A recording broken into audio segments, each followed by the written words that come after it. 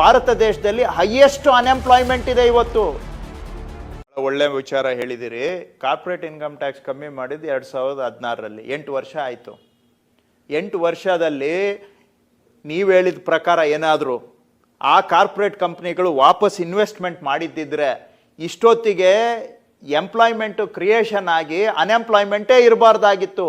ಆದರೆ ದುರಂತ ಏನಾಗಿದೆ, ಅವರೆಲ್ಲ ಆ ದುಡ್ಡನ್ನು ಎತ್ಕೊಂಡು ಸ್ವಿಸ್ ಬ್ಯಾಂಕಿಗೆ ಹೋಗಿ ತಗೊಂಡೋಗಿ ಇಟ್ಟಿದ್ರಿಂದ, ಯಾವುದೂ ಇನ್ವೆಸ್ಟ್ಮೆಂಟ್ ಆಗದೇ ಇರೋದ್ರಿಂದ ಭಾರತ ದೇಶದಲ್ಲಿ ಹೈಯೆಸ್ಟ್ ಅನ್ಎಂಪ್ಲಾಯ್ಮೆಂಟ್ ಇದೆ ಇವತ್ತು. ನೀವು ಹೇಳ್ತಾ ಇದ್ದೀರಲ್ಲ ಥಿಯರಿ, ಈಗ ಅವರೆಲ್ಲ ದುಡ್ಡು ಈ ಟ್ಯಾಕ್ಸ್ ಸೇವಿಂಗ್ಸಲ್ಲಿ ಮತ್ತೆ ಬಂಡವಾಳ ಹಾಕ್ತಾರೆ, ಆ ಬಂಡವಾಳ ಹಾಕೋದ್ರಿಂದ ಉದ್ಯೋಗ ಸೃಷ್ಟಿ ಆಗುತ್ತೆ ಅಂತ.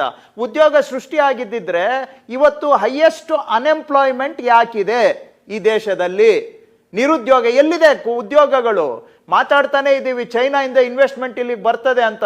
ಚೈನಾಯಿಂದ ಮಲೇಷ್ಯಾಗೆ ಹೋಗ್ತಾ ಇದೆ, ಟೈವಾನ್ಗೆ ಹೋಗ್ತಾ ಇದೆ, ಇಂಡೋನೇಷ್ಯಾಗೆ ಹೋಗ್ತಾ ಇದೆ, ವಿಯೆಟ್ನಾಮ್ಗೆ ಹೋಗ್ತಾ ಇದೆ, ಬಿಟ್ಟರೆ ಯಾವ ಇನ್ವೆಸ್ಟ್ಮೆಂಟ್ ಇಂಡಿಯಾಗೆ ಬಂದಿದೆ? ನಾನು ಆದರೆ ಪಾರ್ಶಿಯಾಲಿಟಿ ಇಲ್ಲ ನಂದು. ನನಗೆ 30% ಶ್ರೀಮಂತರು ಬೇಕು, 70% ದುಡಿಯೋ ವರ್ಗದವರು ಬೇಕು, ಇಬ್ಬರೂ ಬೇಕು.